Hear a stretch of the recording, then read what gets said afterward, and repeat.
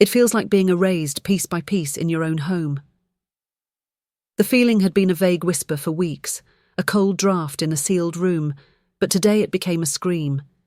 It started with a simple desire for peace of mind, a need to see the black ink on the thick paper that held my life's work, my will. My own flesh and blood should have been the safest place for my legacy, but the thought made my hands tremble. Friend, before I tell you about the one simple question I asked that shattered my world, do me a kindness. Tap subscribe so you're here to see what happens when a mother's love is met with a cold, hard lie. I walked to the heavy oak desk in my late husband's study, the one place I kept everything that mattered. The wood was cool beneath my fingers, a familiar comfort that suddenly felt alien. My heart hammered against my ribs as I pulled the handle of the top right drawer.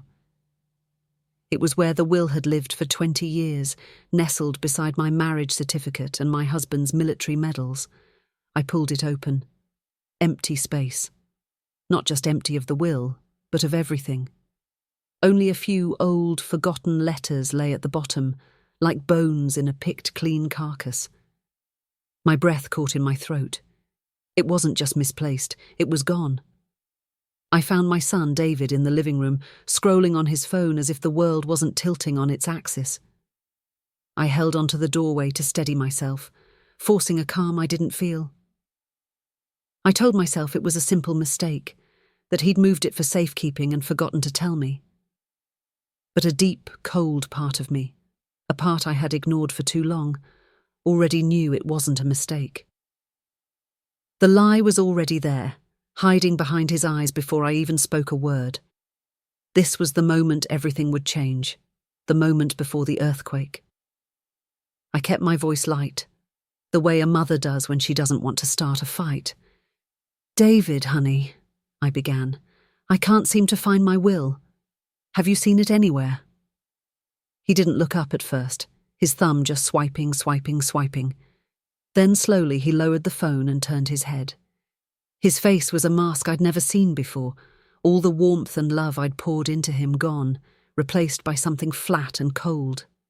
He looked right through me and spoke the 7 words that stopped my heart. "There's no need. You're not living much longer." The silence that followed his words was louder than any sound I had ever heard. It was the sound of a life cracking down the middle. For a heartbeat I couldn't breathe, couldn't think. Then David blinked, and the monster was gone. He let out a sharp, ugly laugh. "Mum, my God, it was a joke," he said, shaking his head. "Just a morbid joke. You know how my sense of humour is." He tried to make it sound playful, but the sound was as hollow as a dead tree. I knew I had to play along. My survival depended on it. I forced a weak, wavering smile and put a hand to my chest. "Oh, David," I said, my voice trembling for real. "You shouldn't joke about such things. You nearly gave your old mother a heart attack." He came over and gave me a stiff, one-armed hug, but I wasn't feeling his comfort. I was looking past his shoulder, at the flicker I'd seen in his eyes. It wasn't humour. It was cold, hard calculation. In that moment, I realised the son I had raised was gone. A stranger was living in my house, and the most terrifying part was, I had no idea for how long. The first rule of survival is to never let the predator know you've seen it. My son, David, and his wife, Sarah, now saw me as a frail, forgetful old woman, and I decided that was the safest role I could possibly play. My fear was a wild animal in my chest, but I learned to cage it. The next morning, I began my silent investigation under the guise of spring cleaning. I hummed old tunes, moving slowly through the house, dusting shelves and straightening pictures. They saw a woman lost in nostalgia. I was a detective searching the scene of a crime that was still happening. I went to my jewellery box, telling them I was looking for a brooch to wear to church. My hand went straight for the small velvet pouch in the back, the one that held my late husband Mark's wedding ring. It was heavy, solid gold, a piece of him I'd kept safe for years. My fingers closed around the pouch. It felt light. Too light. I opened it, and a choked sob escaped my lips before I could stop it. The ring was gone. A cold dread washed over me as I moved to the safe hidden behind a painting in the study. My hands trembled as I spun the familiar combination. Inside, the folder that held our valuable savings bonds was also gone. This wasn't a joke or a misunderstanding. This was a systematic plunder.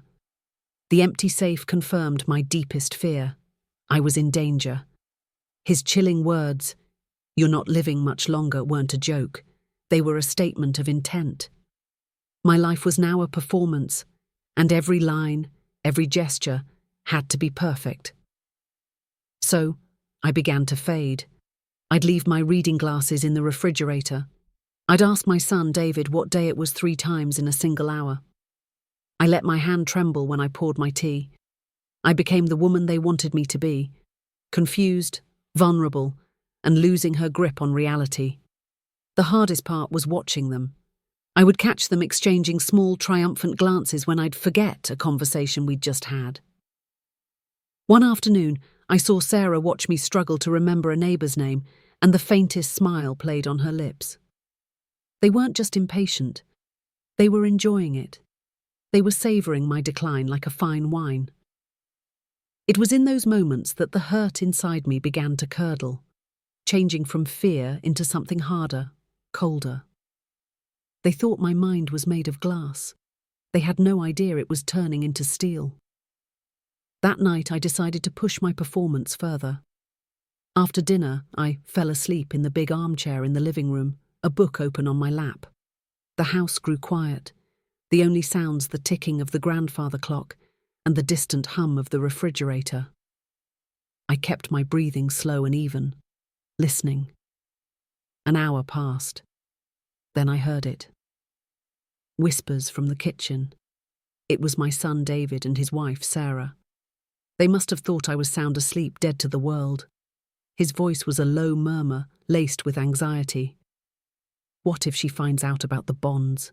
he whispered. I strained to hear her reply. Sarah's voice was nothing like the sweet daughter-in-law she pretended to be. It was sharp and cold, like a shard of ice. "She won't. She can barely find her own slippers, David. We just need to stick to the plan." There was a pause, and my blood ran cold as I waited for what would come next.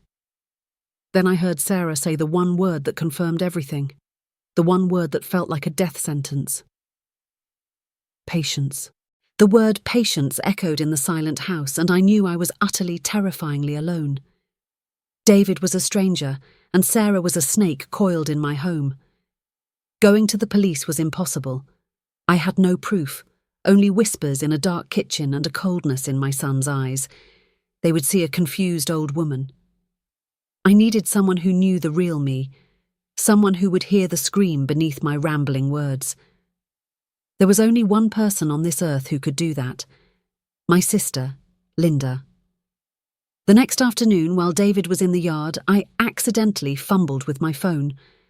I let out a frustrated sigh, loudly enough for him to hear. "Oh, fiddle-faddle, I'm just no good with these newfangled things," I called out. Then I dialed. Linda picked up on the second ring, her voice a welcome warmth. I didn't give her a chance to speak. I started rambling, my voice shaky and thin. "Linda, it's Carol. I was just trying to find Mother's old recipe box. You know, for the lemon pound cake? But I seem to have misplaced the most important one, the one for keeping things safe." I paused, letting the words hang in the air. The one she said was for keeping wolves from the door. I hung up before she could reply, my heart pounding. I could only pray she understood the recipe I was truly asking for. For 2 days, I lived on a knife's edge, waiting for a sign from Linda while playing the part of a woman fading into herself. The sign I was looking for didn't come in a phone call, but in the afternoon mail. I was in the kitchen when David came in, tossing a stack of letters onto the counter with a grunt of annoyance before heading back outside to fix the sprinkler. My eyes were immediately drawn to one envelope. It wasn't a friendly card or a simple bill. It was a vicious shade of red, and stamped across the front in thick black letters were the words, "Final Demand." My hands trembled as I shuffled my way to the counter, pretending I needed to check the grocery ads. I accidentally knocked the pile, scattering the letters across the floor. "Oh, silly me," I mumbled, bending down slowly to gather them. My eyes locked on the red envelope. It was addressed to my son, David. Through the small plastic window, I saw the amount owed and the air left my lungs. It was a staggering sum, more money than he could make in 10 years. But it wasn't the number that froze my blood. It was the name of the creditor, printed above the address. It was a name I had never seen before, and it sounded less like a business and more like a threat. That night, sleep was impossible. The name from the red envelope was burned into my mind. Once I was sure David and his wife Sarah were asleep, I crept into the study and powered on my old slow tablet. The house was dead silent, save for the frantic beating of my own heart. My fingers shook so badly I could barely type the creditor's name into the search bar. I told myself it was just a collections agency, some company with aggressive letters. The first search result told me how terribly wrong I was. It wasn't a company, it was a man. The screen filled with grainy news photos and old court filings. He was a loan shark, a predator known for his brutal collection methods. Article after article detailed ruined lives, mysterious accidents, and families torn apart by fear. My son hadn't just gotten into debt with a bank. He had made a deal with a monster, and the final payment was due. The cold calculation I'd seen in David's eyes suddenly made a horrifying kind of sense. It wasn't just about greed anymore. It was about survival. He wasn't trying to steal my money for a better life. He was trying to steal it to save his own. Knowing my son David was in the jaws of a loan shark changed everything. His cruelty wasn't just born of greed, it was forged in terror. I decided to confront him, not with the roar of a lioness, but with the gentle bleat of a lost lamb. The next morning I found him at the kitchen table nursing a cup of coffee. I shuffled over, holding the folded red envelope.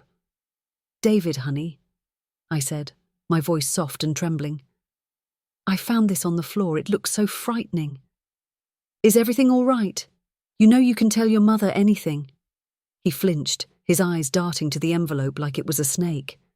He tried to laugh it off, a harsh, strangled sound. "It's nothing, Mum. Just a business deal that went a little sideways. We're handling it." But his hands told the real story. A fine sheen of sweat covered his brow, and the coffee cup rattled in his hand as he set it down. He was lying, spinning a story to the woman who taught him how to talk. I just nodded, playing the part of the convinced, naive mother. But inside, I saw the truth. I wasn't looking at my son anymore. I was looking at a cornered animal, and I knew a cornered animal will do anything to escape the trap. David was a cornered animal, but I knew he hadn't set the trap himself. His fear was real, but the plan was too cold, too calculated for him alone. My attention shifted to his wife, Sarah. I started watching her, really watching her, and saw what I had been blind to for years. I saw how her eyes would light up whenever a commercial for a luxury cruise came on television. I saw how she'd leave travel magazines open on the coffee table, always to pages showing million-dollar villas in Italy or France. Every conversation became a masterclass in manipulation. If I mentioned a fond memory of planting roses in the garden with my late husband, she would sigh and say, "This land must be worth a fortune now, Carol, you're so lucky." She never talked about the memories, only the value. It became chillingly clear. David was the hand, willing to steal from his own mother out of fear and desperation. But Sarah was the mind. She was the one holding the strings, whispering in his ear, turning his fear into her weapon. She was the puppet master, and my son was dancing to her tune. I knew I needed proof. Something more than whispers and cold glances. An opportunity presented itself a few days later. Sarah was at the dining room table, typing furiously on her laptop, her brow furrowed in concentration. I saw my chance. Playing the part of the doting mother-in-law, I brought her a tall glass of iced tea. As I set it down, my hand trembled and the glass tipped. Water cascaded across the table and onto the keyboard of her precious laptop.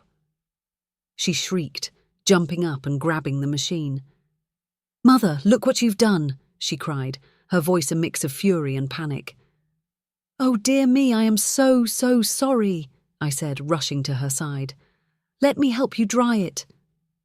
In her panic, she didn't notice that my help involved me leaning in close, my eyes scanning the still glowing screen. My heart stopped. It was an email, open on the screen. The recipient was an insurance agent. The subject line read, "Inquiry on policy." And in the body of the message, I saw two words that made my blood turn to ice. My own name. The image of my own name in that email was a declaration of war. They weren't just waiting for me to die, they were shopping for the payout. My performance was no longer enough. I needed a real ally, a professional. The next morning, I waited until my son, David, and his wife Sarah left to run errands. I went down to the dusty basement, to the old rotary phone we kept for emergencies, and dialed the number I knew by heart, my late husband's lawyer, Mr. Henderson. He was a pillar of a man, sharp and steady, and his voice was a welcome comfort. I told him everything, my words a hushed torrent of missing wills, stolen rings and whispers in the dark. I could hear the growing alarm in his silence. When I finished, he cleared his throat and the sound was heavy with grim news. "Carol," he said slowly, "this is more serious than you can imagine. I have to tell you. David and Sarah contacted my office last month." I held my breath. "They were asking questions," he continued, "about what legal steps are required to enact a power of attorney when a parent becomes mentally unfit." The trap wasn't just being planned. It was already being built right around me. I spent the rest of the day in a fog of terror, Mr. Henderson's words ringing in my ears. That night I was lying in bed, staring at the ceiling, when a faint crackle came from across the room. It was the old baby monitor we used when my granddaughter visited, left on by accident. I almost got up to turn it off when I heard voices, crystal clear, coming from the receiver. It was David and Sarah arguing in the kitchen directly below my bedroom. "This is taking too long," Sarah's voice hissed, sharp and venomous. "That loan shark isn't a patient man, David." My son's reply was weak, pleading. "But she's my mother, Sarah. To have her declared incompetent, it feels wrong." Then came Sarah's response, and every ounce of love I ever had for my son's wife curdled into pure hatred. "She's a confused old woman who is sitting on our future," she snapped. "Your softness is going to ruin everything." There was a cold, final pause before she delivered the final blow. "It's time we speed things up, with or without her cooperation." Hearing those words, "speed things up," something inside me snapped. It wasn't a loud crack, but a quiet, clean break with the past. The fear that had been my constant companion for weeks didn't vanish, it crystallized. It turned from a suffocating fog into a single diamond-hard point of fury in the center of my chest. All the hurt, the confusion, the deep, aching sorrow for the son I had lost, it all burned away in a flash of cold, white-hot rage. They had made a critical mistake. They had looked at my grey hair and my wrinkled hands, and they had seen a sheep, ready for slaughter. They saw a weak, forgetful old woman whose life and legacy were theirs for the taking. They had no idea who I was. I was not the woman who would fade quietly into the night. I was Carol Henderson, the wife of a soldier, the mother of a son I no longer recognized, and the guardian of a life I had built with my own 2 hands. They thought they were dealing with a sheep. They were about to find out they had woken up a lioness. The lioness was awake and she was done hiding. The morning after I heard Sarah's venomous words, I was on the phone with Mr. Henderson. There was no tremor in my voice, only steel. "They want me declared incompetent," I said. "They want my money, and they want me gone. It's time to fight back." His response was immediate. We spent the next 2 days crafting my first move, a new, ironclad will. Under the guise of a long-overdue doctor's appointment, Mr. Henderson arranged for me to meet him at his office with two of his most trusted paralegals as witnesses. The document was short and brutal. I left my son David the insulting sum of $1, a clear and deliberate message of disinheritance. The bulk of my entire estate, the house, the savings, every last penny, was to be given to a national charity for battered women. It was a final posthumous slap in the face to Sarah. I signed the document with a steady hand. The original was immediately placed in a secure bank vault. The first chess piece had been moved. The best traps are baited with what your enemy desires most. That evening, I put on the performance of a lifetime. I called David and his wife Sarah into the living room. I forced tears into my eyes, my voice cracking with manufactured regret. "I've been thinking," I sobbed. "I've been so difficult lately. I realise now you were just worried about my finances, about the future." I saw a flicker of triumph pass between them. "I had a long talk with my lawyer," I continued, wiping away a fake tear. "I've made things right. I've drawn up a new will, leaving everything to you, David. My only son." Their faces lit up, their victorious smiles almost blinding. Before they could celebrate, I added the final piece of the trap. "I want to celebrate. I'm inviting the whole family for a big dinner next week, and I'll announce the wonderful news to everyone then." They practically glowed with greed and relief. They thought they had finally won. They had no idea they were walking into the lion's den. In preparation for my new beginning, I told David I needed to gather old financial records for my lawyer. It was the perfect excuse to search for anything that might help me. I was in my late husband Mark's closet, a place I hadn't touched in years, the scent of his aftershave still clinging to his old wool coats. At the very back of the top shelf, behind a stack of photo albums, my fingers brushed against a small metal box. It was locked. My heart hammered against my ribs. I took the box to my room and pried it open with a letter opener. Inside, resting on a bed of yellowed newspaper clippings, was a single, thick envelope. My breath caught in my throat. It was addressed to me in Mark's familiar, strong handwriting. And written on the front, just below my name, was a chilling inscription. It said, "For my Carol, if you ever have reason to doubt." My hands trembled as I held the message from my husband, a voice reaching out to me from beyond the grave. With trembling fingers, I broke the seal on the envelope. The paper inside was crisp and the ink was a faded blue. It was a letter from my Mark, written just 6 months before he passed away. His words flowed across the page, and for a moment, it was as if he were in the room with me, his voice a steady comfort in the darkness. He wrote about his love for me, about our life together. Then, the tone shifted. "My dearest Carol," he wrote, "I have never trusted Sarah. I see a hunger in her eyes that chills me to the bone, and I fear the influence she has on our son." Reading those words was a validation that stole my breath. I wasn't a paranoid old woman. I was seeing exactly what my husband had seen. But he hadn't just left me a warning.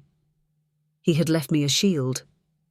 He wrote that his fears had prompted him to secretly establish a separate, private trust, funded over years without anyone's knowledge. It was in my name only, with enough money to ensure I would be safe and independent for the rest of my days, no matter what happened. He had been protecting me, even from beyond the grave. Tears streamed down my face as I read the last line of the letter, but this was not the end of his message. Tucked inside the folded pages was more. A small cold metal key, a single sheet of paper with a list of account numbers and bank information for the secret trust, and one final note that made my blood run hot with a new kind of fire. Mark had kept a private ledger detailing a family loan he had given to David 5 years earlier. I remembered that money. David had said it was for a business investment, but Mark's note was clear. It was not a gift. It was a formal loan with dates, amounts, and a payment schedule meticulously recorded. It was a loan that David had never made a single payment on. A loan that was legally part of Mark's estate, and therefore now a debt owed directly to me. My late husband hadn't just left me a shield to protect myself. He had left me a sword. Armed with my husband's foresight, I felt a new strength surge through me. The dinner was no longer just a trap. It was going to be a courtroom, and I was going to be the judge. I spent the next hour on the phone, my voice dripping with false excitement. First, I called my sister, Linda. "Linda, you must come. I have the most wonderful news to share about David and my future," I chirped. Then I called my cousins, my late husband's brother and our oldest family friends. To each of them, I spun the same happy tale of my new will and this family celebration. I invited them all to witness the moment I would secure my son's future. They all promised to be there, their voices full of warmth and happiness for me. But just before I hung up with each person, I planted a single tiny seed of doubt. I ended each call with the same strange phrase, my voice dropping slightly. "I'm so looking forward to it," I'd say. "I just hope everyone is as honest as they appear." The night of the dinner arrived, and my house, which had been a place of fear and shadow, was once again filled with light and laughter. Aunts, uncles, and cousins filled the rooms, their voices a warm symphony of family. At the centre of it all were my son David and his wife Sarah. They were the perfect hosts, pouring wine, laughing at jokes, glowing with a victory they believed was only moments away. This was their coronation, and they thought I was happily handing them the crown. I watched them from my armchair, a calm, serene smile on my face. My sister Linda caught my eye from across the room and gave me a subtle, questioning look. I answered with the slightest of nods. She knew. She was my only soldier in this room full of unsuspecting guests. David and Sarah moved through the crowd, accepting praise for the wonderful meal, for being such a devoted son and daughter-in-law. Every compliment they accepted was another nail in their own coffin. The plates were being cleared. The moment was almost here. I took a slow, steadying breath. It was time to begin. As dessert was served, I slowly pushed myself to my feet. I picked up my water glass and tapped it gently with a spoon. The cheerful chatter in the room quieted down. Every eye turned to me. I smiled, a warm, matriarchal smile that I had perfected over a lifetime. "I just want to thank you all for coming," I began, my voice clear and steady. "As you get older, you realise that the only thing that truly matters is family. It's built on a foundation of love and of trust." As I spoke, my eyes never left David and Sarah. They beamed back at me, soaking in the praise, believing this was all for them. They thought my words were a validation of their actions, a final surrender. I raised my glass higher. "So I'd like to propose a toast," I said, my voice ringing through the silent room, "to my family and to the new will, which will make sure that everyone gets exactly what they deserve." A few people cheered. David and Sarah lifted their glasses, their smiles wider than ever. They had no idea I had just pronounced their sentence. My final words hung in the air, a promise that only I understood. Prompted by a proud nod from Sarah, my son David stood up, holding a folded document. "Thank you, Mum," he said, his voice thick with false emotion. "And since you brought it up, I have it right here. The new will you signed last month, naming me the sole executor and heir to carry on the family legacy." He held it up for everyone to see, a smug, triumphant look on his face. The room murmured with approval. I simply smiled. "That's impossible," I said calmly. The room fell quiet. Before David could respond, a figure stepped out from the hallway leading to the study. It was Mr. Henderson, my lawyer, his face grim and serious. He walked to the centre of the room and looked at the document in David's hand. "I can confirm that is impossible," Mr. Henderson announced to the stunned audience, "because the pen used to sign that document uses a gel ink formula that was not invented until 6 months after the date written on it. This document is a clumsy and pathetic forgery." A collective gasp filled the room. The silence that followed was absolute.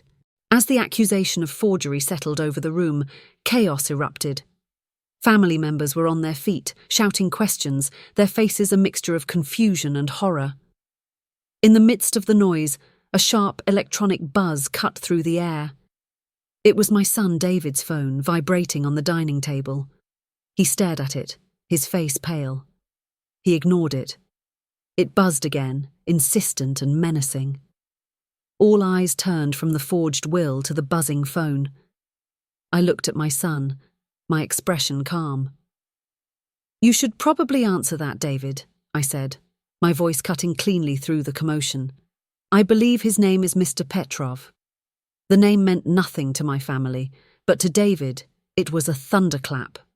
His head snapped up, his eyes wide with pure terror. I delivered the final devastating blow. I took the liberty of calling him myself. I told him, "You were coming into a large inheritance tonight." The colour drained completely from David's face. He wasn't just ruined, he was endangered. Before the family could fully process the meaning of the phone call, before David could even move, Mr. Henderson cleared his throat, commanding the room's attention once more. "And while we are discussing Carol's estate," he announced, his voice booming with authority, "I am here tonight not just as her lawyer, but also as a board representative for the National Centre for Abused Women." A confused murmur went through the crowd. Sarah, my daughter-in-law, looked like she had been turned to stone. Mr. Henderson smiled. "The centre has asked me to convey their profound gratitude. They have just received a monumental anonymous donation. A donation large enough to fund their shelters and outreach programs for the next decade." He paused, letting the words sink in, his eyes sweeping across the stunned faces in the room. Then he looked directly at me. "A donation made possible by the secret trust of Carol's late husband, Mark Henderson." The money was gone. Not stolen, but given away. It was the ultimate rebuke, a final testament to where true strength and value lay. That was the moment Sarah finally broke. The mask of the sweet, caring daughter-in-law didn't just slip, it shattered into 1,000 pieces. Seeing her future of luxury cruises and million-dollar villas evaporate into a charitable donation was too much. With a wild scream of pure rage, she lunged, not at David, but at me. "You senile old witch!" she shrieked, her hands like claws. "He's manipulating you! You don't know what you're doing!" She never reached me. A figure moved faster than I could have imagined, stepping between us like a brick wall. It was my sister, Linda. She caught Sarah's wrists in an iron grip, her face a mask of protective fury. The whole room held its breath. Linda leaned in close, her voice not a shout but a low, dangerous growl that was far more terrifying. "Get your hands off my sister." As my sister Linda held Sarah at bay, I took a step forward, holding up one last item that Mr. Henderson had just retrieved from his briefcase. It was a small, worn, leather-bound book. It was my husband Mark's private ledger. "You are right about one thing, Sarah," I said, my voice cutting through the tension. "My son's problems started long before he met you. They started with a secret he has kept for 5 years. I opened the book and looked at David, whose face had gone completely grey. "This ledger," I said to the silent room, "details the loan my husband gave our son. It wasn't for a business. It was to quietly replace the money David embezzled from his own father's favourite charity." A wave of horrified gasps swept through the room. I let the words sink in. A charity for children with cancer.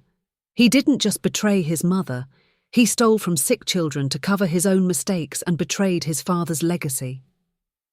This was the final blow. There was no coming back from this. It was the one sin no one in our family could ever forgive. The condemnation was not loud, but it was absolute. It came in the form of my late husband's brother turning his back on David without a word. It came in the tears of an aunt who had once bounced him on her knee. One by one, the family he had tried to swindle simply erased him. There were no more shouts, only a profound and heavy shame that filled the entire house. David stood there utterly broken with Sarah silent and defeated beside him. They were ruined, not just financially, but in every way that mattered. My sister Linda finally released Sarah's wrists. "Get out," she said, her voice low. Without another word, they walked to the door, a silent procession of two through the family members who parted to let them pass, none of whom would meet their eyes. I watched them go, not with triumph, but with a deep, aching sadness for the boy I had raised and the son I had lost so many years ago. The door closed behind them, and in the sudden, blessed quiet I stood tall. My power was reclaimed. My home was my own again. In the quiet days that followed, the house began to feel like mine again. The peace was a welcome balm on my wounded heart. Mr. Henderson came by to finalise the last of the paperwork for the donation and the new will. We sat at the kitchen table, sharing a cup of tea. "Your husband was a remarkable man, Carol," he said, tapping a thick file box he'd brought with him. "This ledger wasn't the only thing he kept. These are his private files. It seems he kept notes on a lot of things, other people's secrets too." He slid the box across the table toward me. I looked at the files, at the dozens of folders labelled with familiar names. A thoughtful expression crossed my face. The world was full of predators and sheep. My fight for my own life was over. But as I looked at that box, I realised my fight for justice might just be beginning. Friend, thank you for staying with me to the very end. If you believe that strength isn't about how you fall, but how you get back up, then please tap subscribe and join our community. You won't want to miss the stories we share next. I've picked out another story just for you, and you should see it on the screen now. I hope to see you there.